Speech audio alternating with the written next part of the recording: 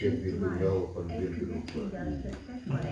Kelihatannya teori itu mana ya, cuma pentasawurannya penggambarannya kira-kira seperti apa. Bisa sih di dunia walaupun di lupa. Itu maksudnya seperti apa itu?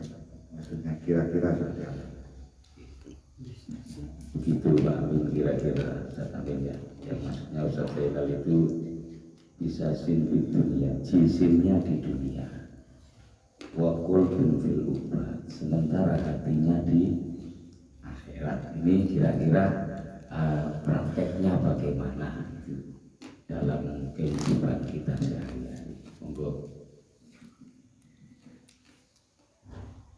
Ini saya baca di syarahnya ada qauluhu fid dunya wa qalbin fil uqbah ay fil akhirah. Wa hadza sya'nu man alat himmatuhu wa lam yata'allaq bid dunya qalbuhu. Jadi keadaan di mana yang cita-citanya itu sangat tinggi dan hatinya, keinginannya itu tidak ada kaitannya dengan dunia. Sehingga ada penafsir ini fakun rojulan yang rijluhu fis saro tapi wa himmatihi fis saraya. Jadilah orang laki-laki yang kakinya ada di bumi tapi himmahnya itu berada di langit. Jasadnya masih di bumi tapi hatinya sudah urusan akhirat. Hati orangnya masih berada di bumi tapi hatinya ya isinya akhirat semua. Sementara itu kalau kami pahami dari ini.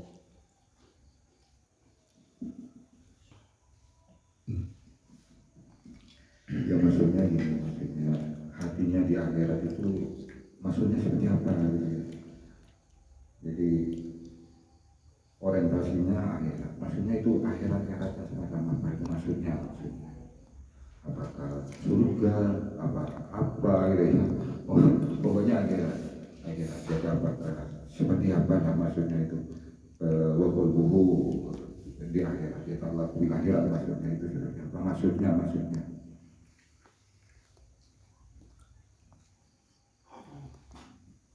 kalau badannya ada di dunia cuma tujuannya misinya di akhirat dan memang di akhirat maksudnya apa itu maksudnya di akhirat itu apa maksudnya tujuan di akhirat itu maksudnya apa itu maksudnya apa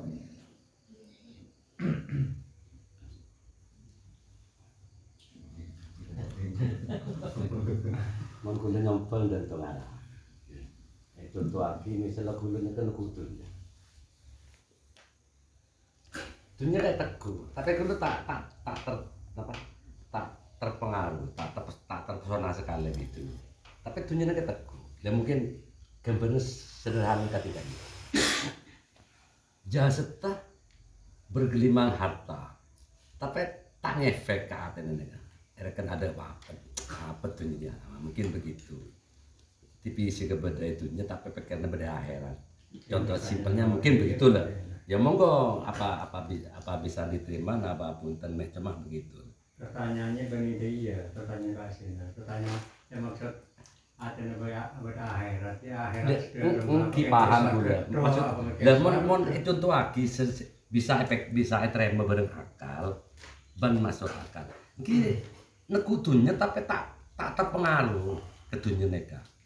Jadi abang kepada itunya tapi pikirnya lo berditunya. Mungkin begitulah.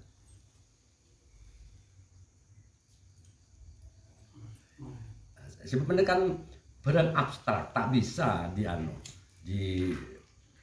ya apa ya emangnya sepas mungkin ya rabana semacam itu, gambarnya semacam itu. Ya mungkin begitulah ya. Nggak tahu nanti kalau ada pendapat yang lain monggo. Sebenarnya kan barang saya bahas itu kan barang abstrak, barang tak ketengal.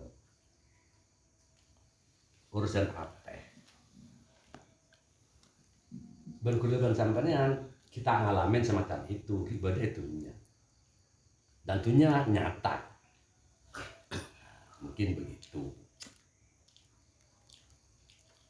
Ini kan sebenarnya kelanjutan dari seseorang yang sudah selesai salibnya, perjalanannya menuju Allah, melewati 7 rintangan itu.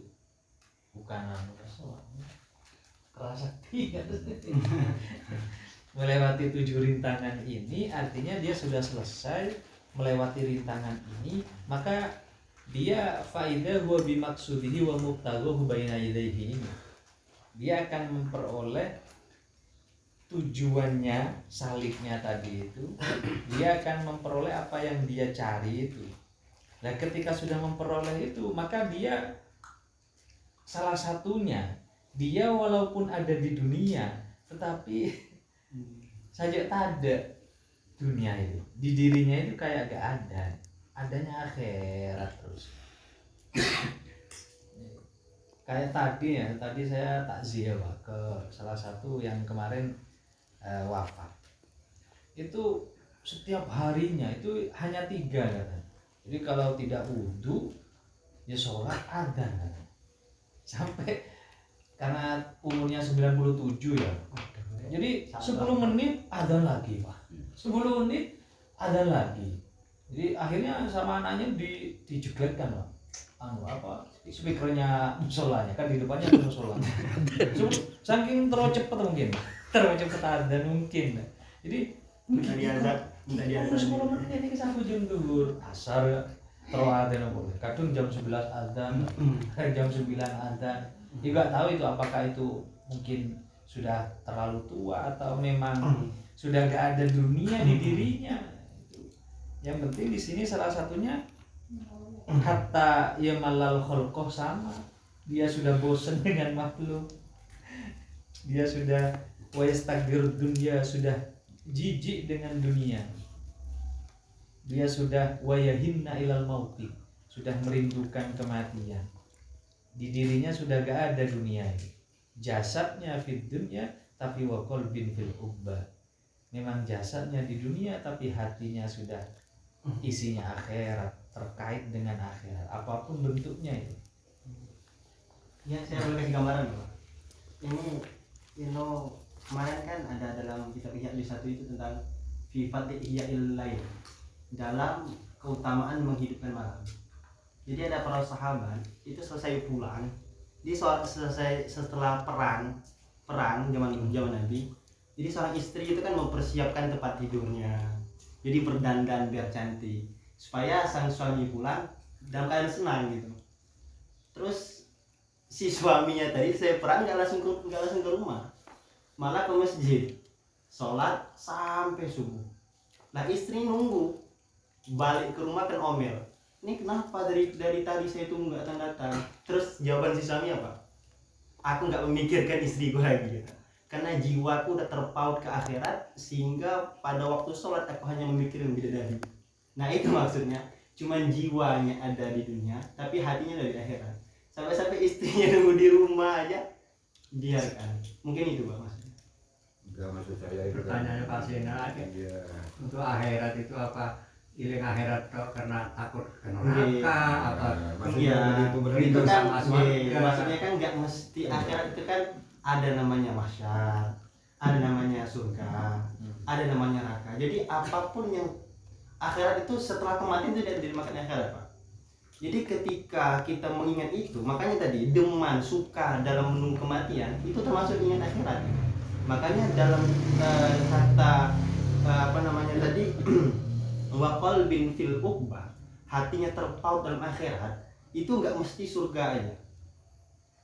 Neraka bisa, surga bisa, takutnya kubur juga bisa gitu. Itu maksudnya. Atau liko ilah juga bisa. Jadi nggak mesti ke surga aja. Kan ada tuh ceritanya tentang 3 orang yang ditanyakan, kenapa kau bisa kurus gini katanya.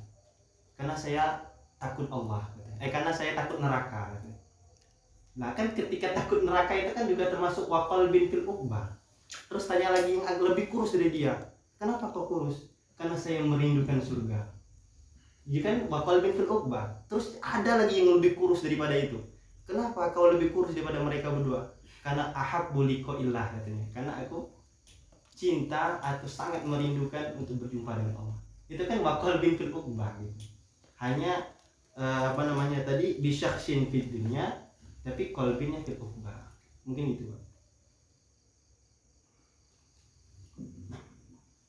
Enggak, maksud saya itu gini ya, biar pertanyaannya jelas ya. Seperti kata Bang Muhammad, bisa sih dunia wakal betul. Fisiknya di dunia, hatinya di akhirat. Kalau seandainya teorinya gini, fisiknya di dunia, hatinya ke Allah, mungkin saya nggak tanya. Karena itu sudah fisik. Fisiknya di dunia, hatinya ke Allah, saya nggak tanya. Tapi ketika musannif itu menyebut fil akhirat, kita terbayang-bayang ya. Masa di dunia kita harus ingat neraka, ingat kubur, hanya gak maju lah orang Islam itu, gak maju. Makanya itu betul diperjelas teori ini maksudnya seperti apa. Sekali lagi ketika teori ini mengatakan fisiknya di dunia, hatinya ke Allah, saya gak tanya, pasti gak tanya. Itu karena intinya memang seperti itu, karena fisik kan. Teori-teori ini kan sudah fisik. Tapi musannif itu berlogika, di hatinya di akhirat. Ketika akhirat kata bangun ini ada neraka, ada kubur, ada. Masa kita di dunia harus mikir kubur, mikir tidak maju, tidak maju. Makanya ini perlu diperjelas lagi maksudnya seperti itu. Maksudnya seperti apa? Justru dengan memikirkan kuburan, neraka, akhirat itulah yang bikin kita maju Pak. Karena ketika kita dalam keadaan miskin misalnya kan, Islam menuntut kita, Islam itu lebih suka pemuda yang kuat, dalam artian bisa kuat dengan hartanya, dengan kuat dengan jiwanya. Itu kan juga menuntut kita untuk semangat Pak, mencari duit, sedekah, naik haji misalnya. Nah, karena keingatan akhirat itulah yang membuat kita makin maju Pak. Terus ingat neraka, malam-malam nggak tidur, tahajud terus tiap malam. Nah itu kan juga bikin maju kita. Makanya ikmal di dunia ka'annaka ta'ishu abadan wa amal di akhiratika ka'annaka tamutu qadan, itu maksudnya. Ya, mungkin itu Pak.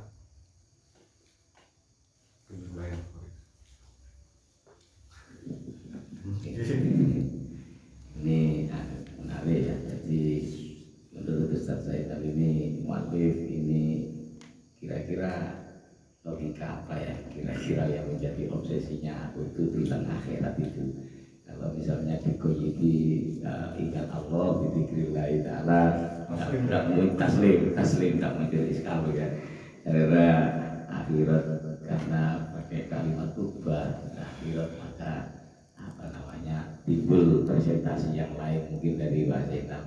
Apa kira-kira nanti ketika diterapkan di dalam kehidupan, ketika kita sudah bersemangat bahwa dunia juga masuk arti akhirah, kita apa kasar biar terhadu-hadui oleh itu, maka menurut saya beramal justru tadi ditanggapi justru ketika ingat ubah maka kan jadi maju. Tapi mungkin ada sisi lain yang dimaksud Zainal itu, Zainal itu kira-kira itu merupakan belenggu belenggu ya.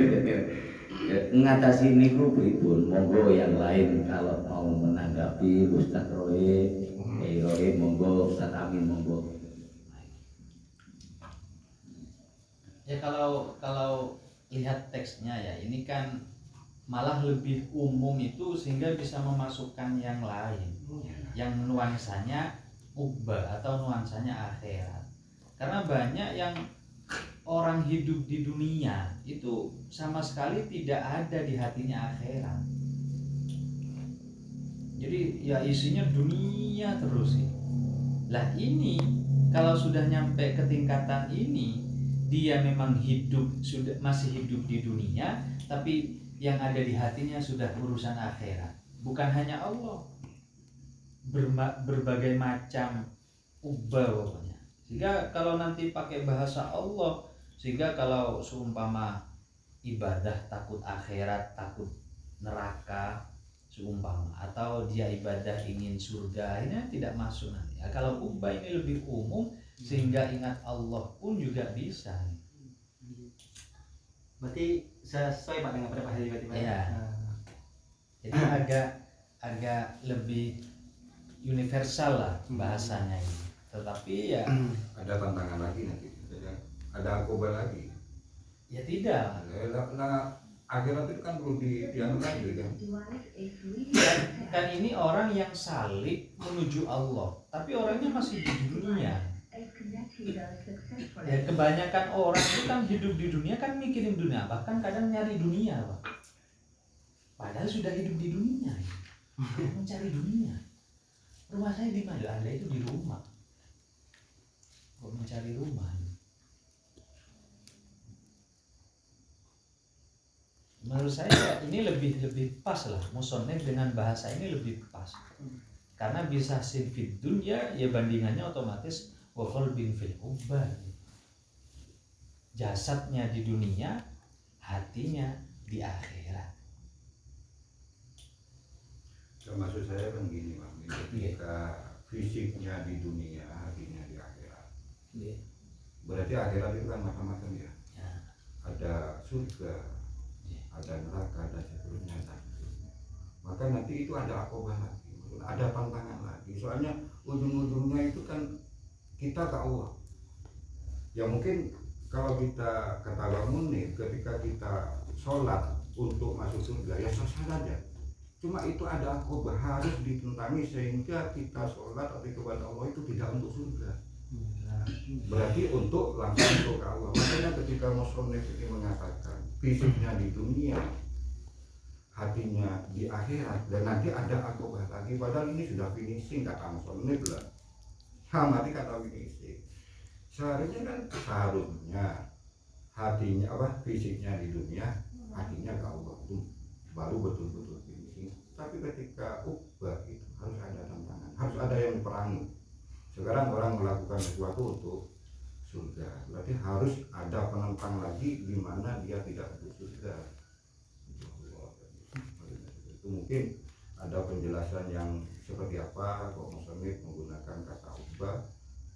Apakah nanti itu ada semacam akobah lagi yang harus dilakukan sehingga ukbah itu ujung-ujungnya ke Allah. Maksudnya saja seperti itu.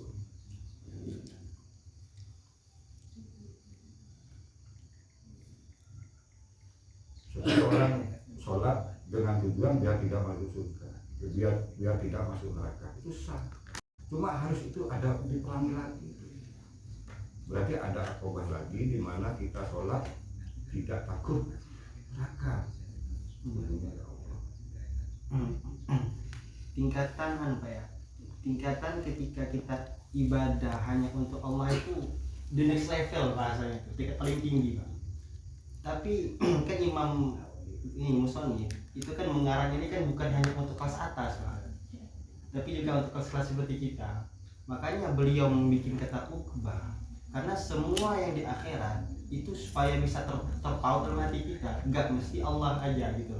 Kalau seandainya gini, memang betul ibadah itu yang paling bagus itu karena Allah. Tapi kan Nabi juga menyebutkan kalau begini gini, pahalanya gini, kalau gini dosanya gini. Itu kan merupakan wa'id dan wa'dun, ancaman dengan janji.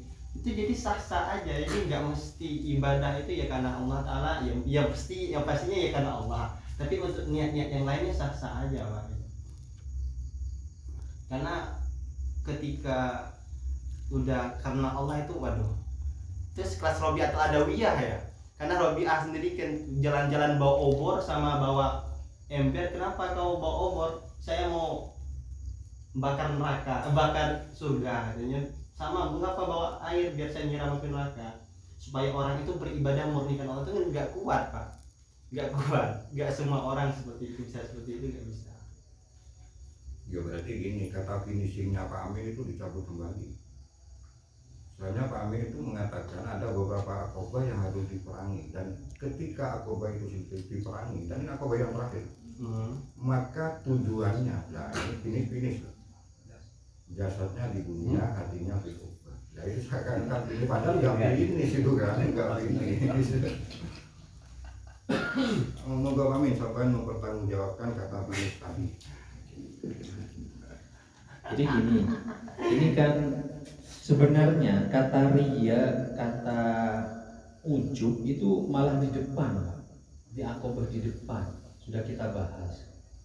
Itu kalau kembali mengikuti yang Anda pikirkan tadi, itu riya itu justru yang belakang. Padahal itu hak akobah yang di awal itu sudah melewati itu.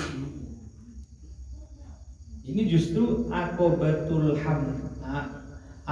hamdi wan syukri ini justru yang terakhir. Jadi antara celaan dengan pujian sudah tidak ada bedanya di dirinya.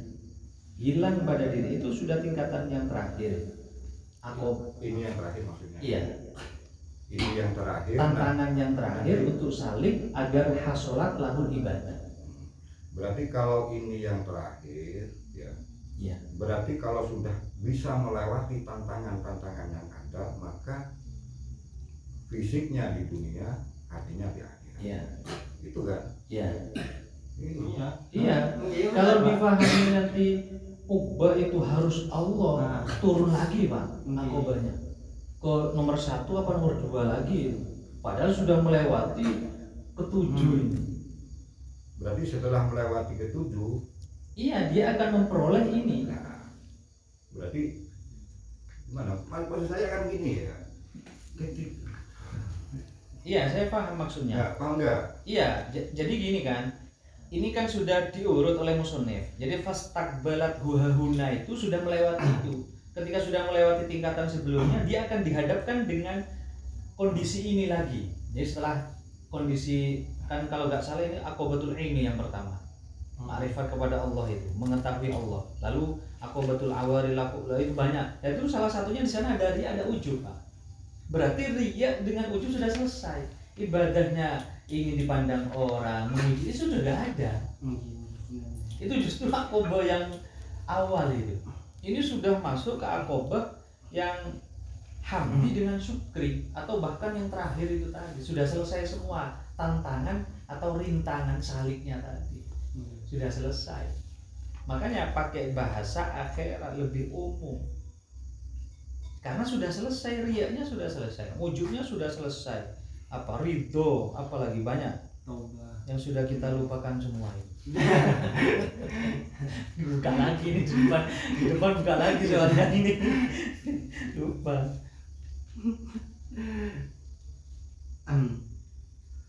Itu yang berlaku pada manusia seperti kita Pak.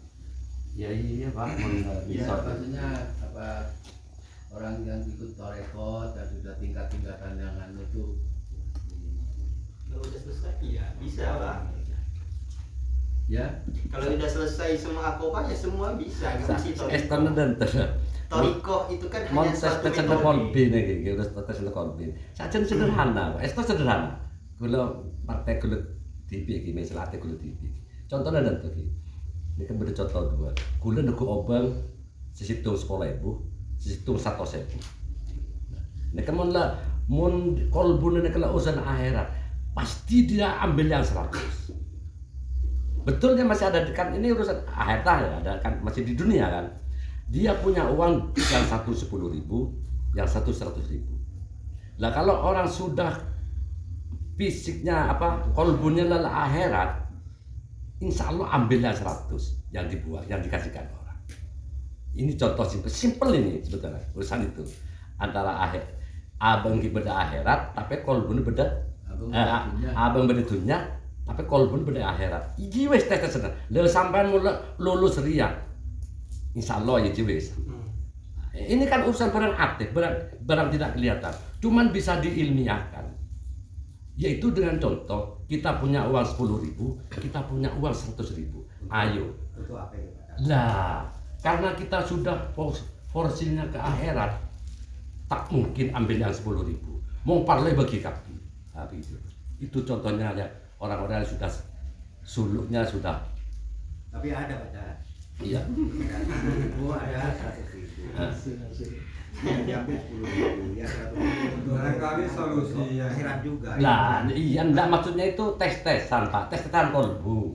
Tes-tesan. Ya, maksudnya orang jelas anu, maksudnya meles anu ya. Iya. Sekiranya berek ke abang, tapi tak berek gitu loh maksudnya. Ada membuat analogi itu ya. Iya. Perumpamaan yang jelas ya. Antara hatinya ini lebih ke cenderung ke ukhrawi apa ke dunia gitu ya. Tapi ini ada tambahan dari Yai Rohib monggo. Saya kira kesulitan dipahami karena melihat finya langsung masuk ke ubah, seakan-akan hatinya di akhirat padahal tetap di dadanya. Dadanya adalah jasadnya, jasadnya bisa sih bedun, ya kan tidak ketemu nalar. Solusi paling ringannya bil ubah itu fi amril ubah. Di dalam hati itu selalu urusan akhirat. Jasadnya benar di dalam dunia. Nah, sehingga deskripsinya ya harus urut. Setelah selesai dari Aqabah Qawadah, maka hasilnya adalah ibadahnya kama yahiku wa yambaghi, benar-benar ibadah. Jadi selagi ibadah qadari ya itu terganggu oleh dia. Kalau ibadah ada ujub, terganggu ujub, bukan disebut ibadah kama yahiku. Lalu sekarang nikah sampai Qawadah selesai, berarti yang dihadapi ibadah yang sebenarnya. Nah, saat ibadah sudah benar, tuntutannya masih ada, yaitu syukur apa enggak, memuji apa enggak. Nah, kalau syukur sudah selesai, maka yang dipertanyakan tadi hasilnya selesai. Sehingga sisa hidupnya setelah lepas dari Aqabah hamdul syukur itu gambarannya jasadnya saja yang di dunia, urusan hatinya selalu akhirat. Maka akan ditemukan hikayat-hikayat orang seperti itu. Kalau mendengar cerita neraka, dia itu hampir semakut atau mati. Bahkan yang saya terkesan itu terkait ayat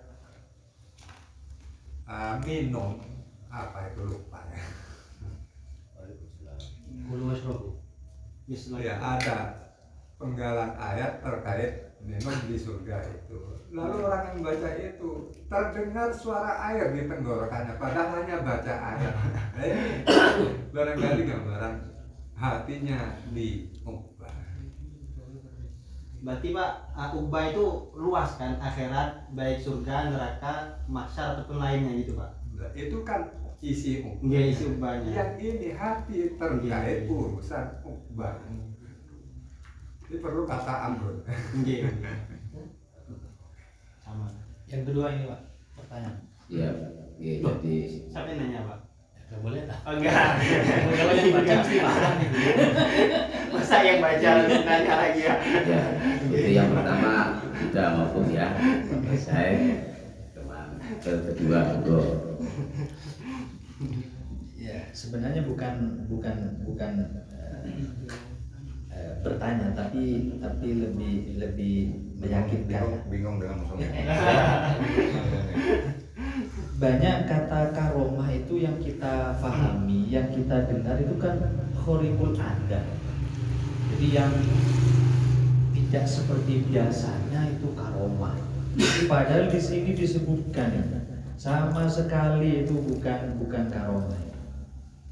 Jadi amal karomatu bimakna khorikil adat fala ibrota biha dan muhaqqiqin. Sama sekali itu tidak dinamakan karomah. Kata musonif di sini malah karomah itu dua. Satu, sihhatul iman billahi azza wa jalla. Yang kedua, wattiba'u ma ja'a bihi Rasulullah dhahiran wa batinan. Jadi orang yang berkaromah itu dia sehat imannya, dua, mengikuti apa yang datang dari Rasulullah dhahiran wa batinan. Kenapa orang-orang yang kita dengar itu kok banyak mengartikan karomah itu yang bisa terbang, yang bisa jalan di atas air, yang bisa melipat gandakan uang? Berarti kapal laut itu penuh karomah. Berlayar di atas air.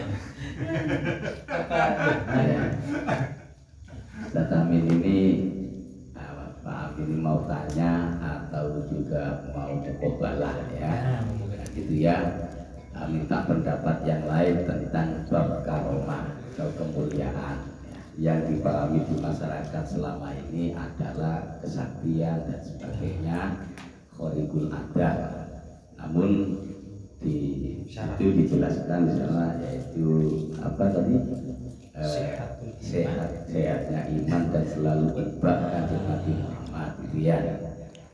Monggo yang lain menyikapi karomah ini merupakan kholikul ada yang selama ini dibangun. Apa memang ada apa ya pendapat memang seperti itu? Nah, monggo kami persilakan bahwa karomah itu bisa dikatakan ya kholikul ada ya. Monggo menawi Pak. Enggak, kita yang dibaca Pak Amin apa tadi itu? Sarahnya. Caranya. Berarti ketika bicara saat, kita bicara keisaan jakusnya. Itu kan teorinya keisaan. Memang kalau di Jawa, yang namanya hal-hal semacam itu Pak Amin, itu sudah biasa. Makanya keisaan itu berteori, ya maaf ya. Bukan berarti saya menyalahkan keisaan.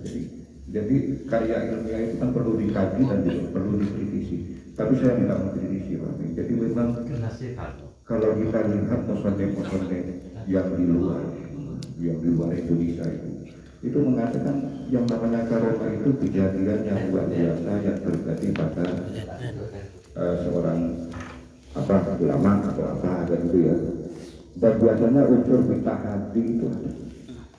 Memang ada pertentangan. Jadi ketika masyarakat itu biasanya pandai lompat, nanti ada ulama yang pandai tertahan. Jadi tergantung situasi dan kondisi. Gitu kami menurut saya. Soalnya sangat terfokus dengan teorinya keisaan. Keisaan itu hal-hal yang semacam itu sudah terjadi di Jawa. Jadi menurut keisaan mungkin dengan teorinya itu jangan dimasukkan karomah saja. Gitu doang. Tapi gini, ini yang jelas bukan pendapatnya Ihsan. Karena ini satu indal muhakkikin. Ini jadi bisa jadi ini mengutip. Kan tidak melulu karangan itu hasil karyanya, bisa kutipan kan gitu. Ini mengatakan amal karomatu bimakna khariqil adah fala ibrata biha indal muhakkikin. Ini sudah ulama kelasnya muhakkikin. Bahkan disebutkan walidzalika qala ba'dul arifin. Ini jelas bukan Ihsan ini. Laisa sa'nu man tatwil lahul ardu faida huwa bimakkata wa ghairiha minal buldan. Jadi bukan dikatakan wali orang yang bisa melipat bumi. Dia bisa ke Makkah sekejap, ke tempat mana sekejap. Innama sya'nu man tatwi anhu awsafu nafsihi faida huwa inda rabbi. Dia bisa meruntuhkan sifat-sifat nafsunya itu. Dia bisa menghilangkan sifat-sifat nafsu di dirinya itu kepada Allah. Itu sebenarnya ini kata Ba'dul Arifin. Kalau yang muhakkikin tadi itu. Jadi karomah bukan itu. Tapi karomah itu ya sihatul iman tadi itu. Wattiba ma ja'a bihi Rasulullah.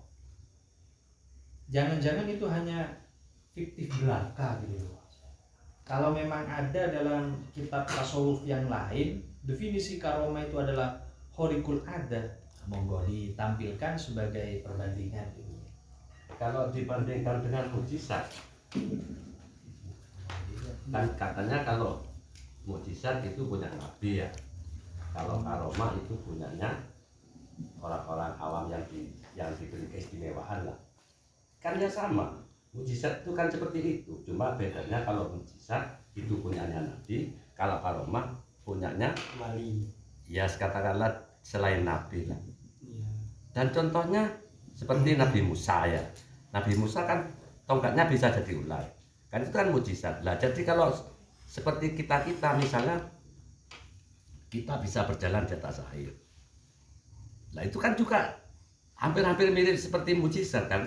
Cuman bedanya kalau mukjizat itu untuk nabi, kalau karomah untuk orang-orang yang alim lah, yang dipilih, diberi keistimewaan, diberi kelainan sama Allah Ta'ala.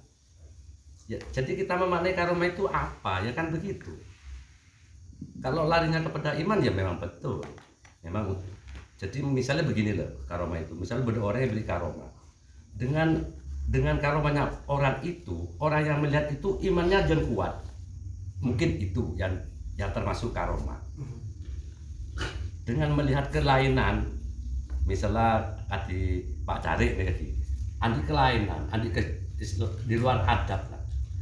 Tapi engkau setelah melihat Pak Cari ini dengan keistimewaannya Pak Cari itu, tang iman itu jangan kuat.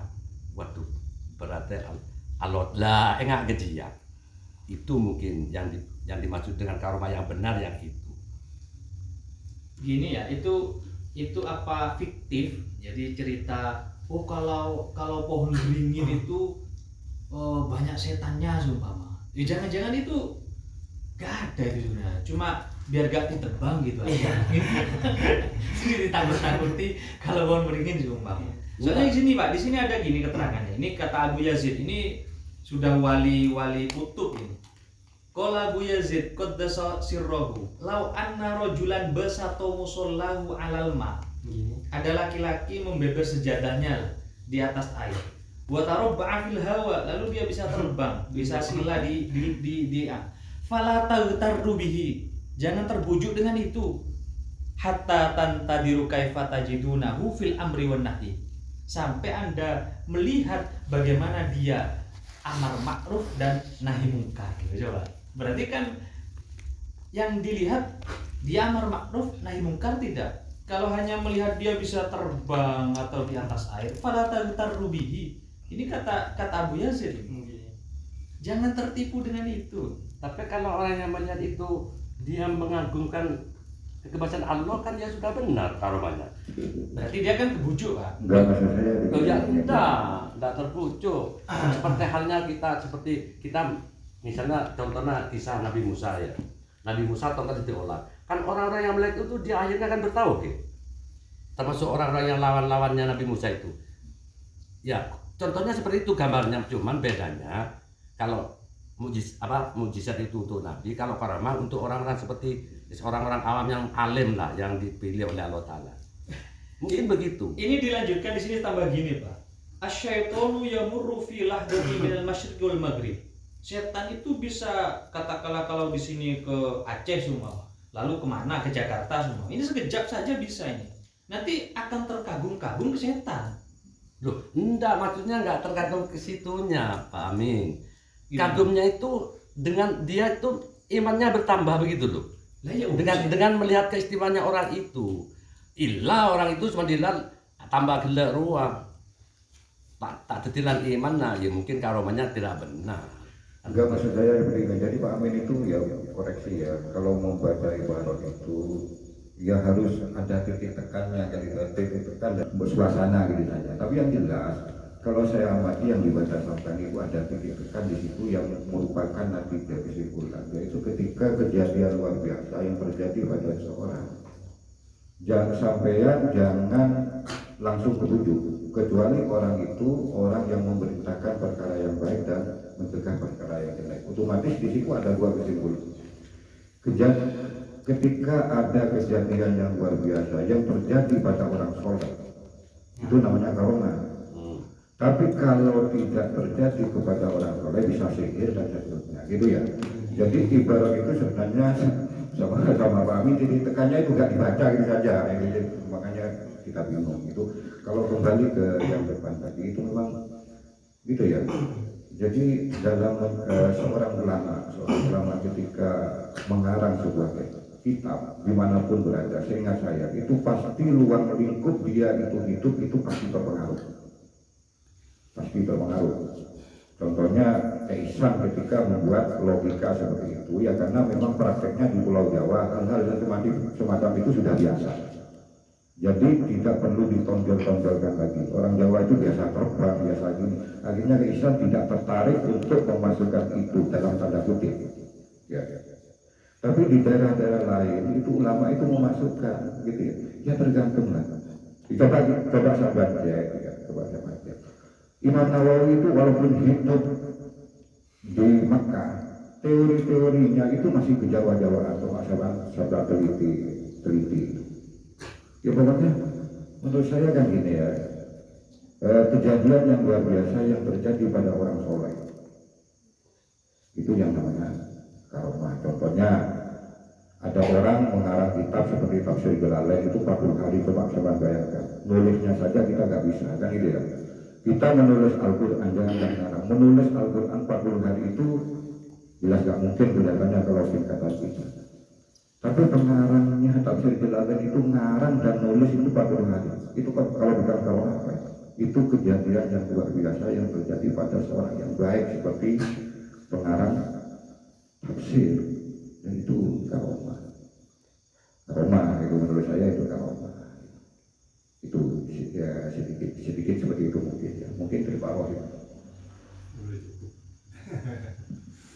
Jadi gini nanti Pak, kalau enggak artinya gini, kalau kita pahami sesuai kondisi, sesuai keadaan, nanti seperti yang kitab yang kita kaji saja ini bisa jadi tidak sesuai Pak. Karena bukan berdasarkan agama, bukan berdasarkan Allah gitu, tapi sesuai keadaan. Jadi Ihsan sumpama ngarang karena suasana yang di sini. Saya pikir itu tidak ada hududin nafsinya, itu tidak ada. Jadi sudah bicaranya Allah, bicaranya agama, dimanapun dia berada. Nanti kalau Imam Ghazali ini yang mengarang ini sangat tidak cocok, tidak relevan kita terapkan di Indonesia ini. Karena mesti sesuai dengan keadaan yang di sana gitu nanti. Jadi menurut saya siapapun pengarangnya itu tujuannya Allah ya agama ini. Gak ada hududin nafsi. Kalau suasana yang di sini menyesuaikan, tidak ada menurut saya. Siapapun itu nanti pengaruh karangannya ini hanya berguna di sini nanti. Hanya bisa digunakan kalangan sendirilah gitu. Imam Syafi'i hidupnya di sana, tidak bisa kita gunakan di sini. Atau gini aja Pak, hal-hal yang khariqul adah itu ibarat bonus lah dikasih Tuhan pada hambanya.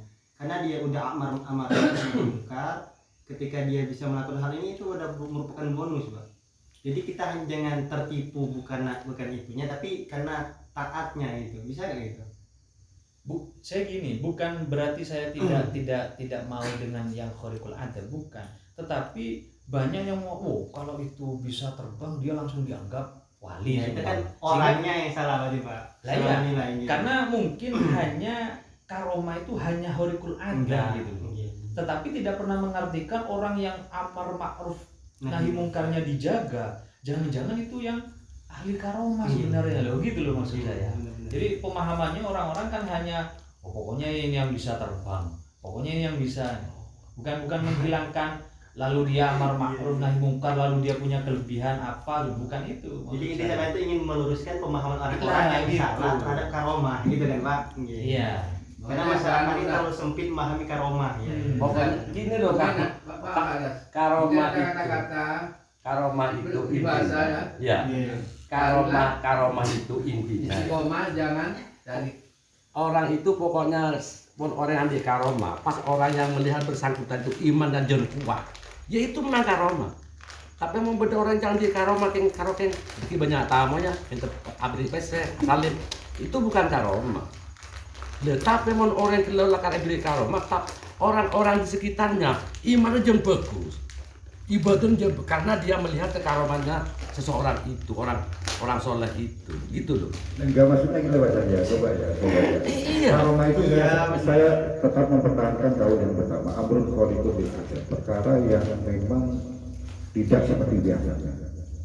Ya biasa ketika orang itu sholat cuma kuatnya 12 rakaat, 17 rakaat, kok ada orang buatnya sholat sunatnya 100 rakaat, itu karomah.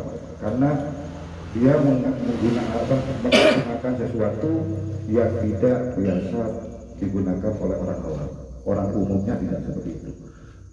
Dia kuat puasa, dia kuat ini dan seterusnya dalam hal ibadah. Atau hal-hal yang lain yang khariqul ada yang lain seperti yang contohkan pengarang-pengarang kita, seperti yang contohkan yang terbang pun.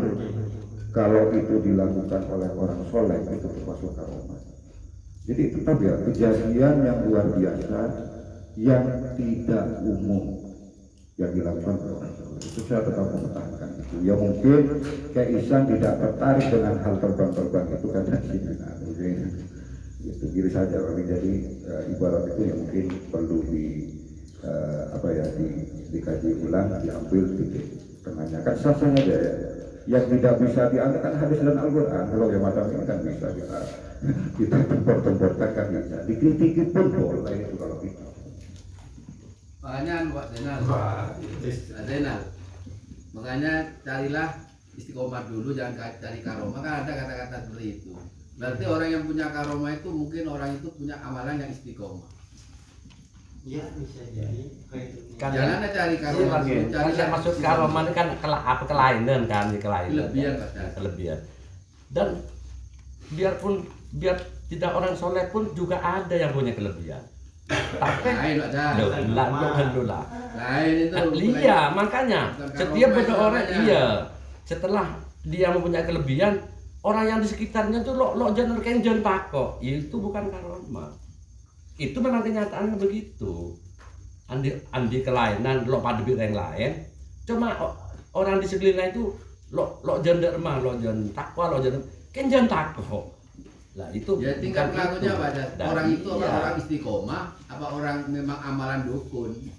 Nah, kalau karomah itu intinya yang jelas itu kalau orang punya karomah itu orang pasti itu punya amalan istiqomah. Iya benar.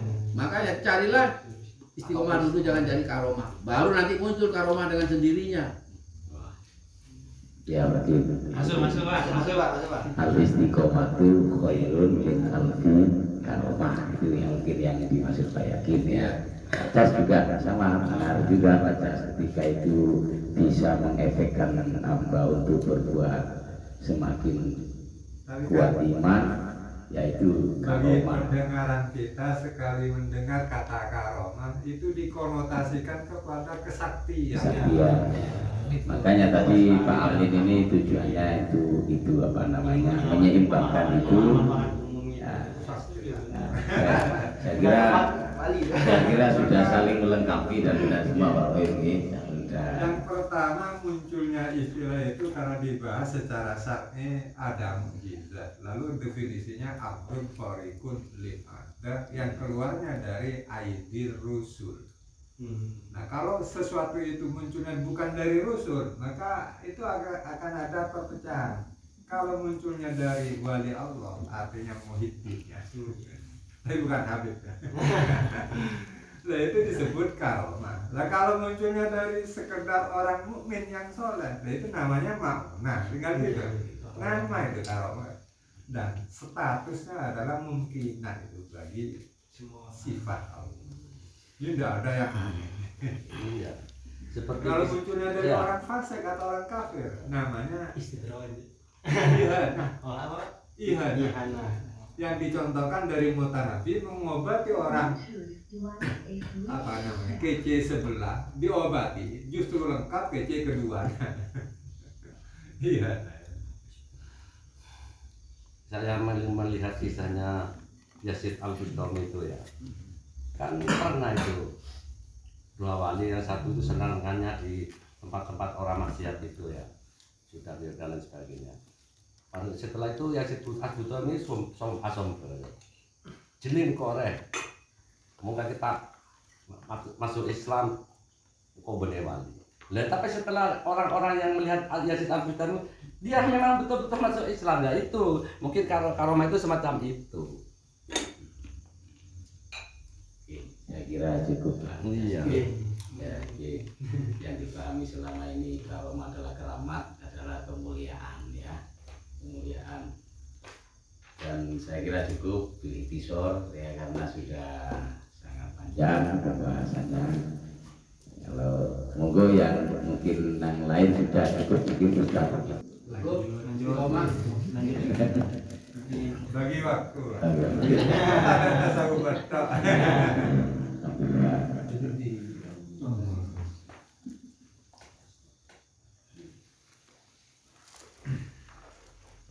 The Bluetooth device is connected successfully.